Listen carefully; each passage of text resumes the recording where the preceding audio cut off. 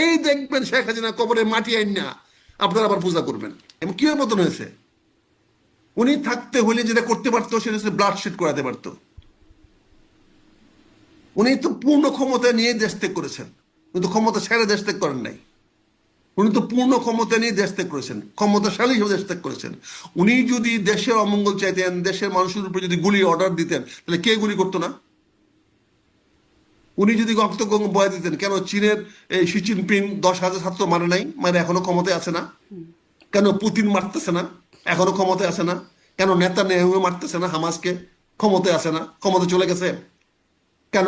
এখনো কি ওই আমাদের ওই এরদোগান সাহেব তুরস্কে মারতেছেন না? এখনো কি মারা কমতি আছে?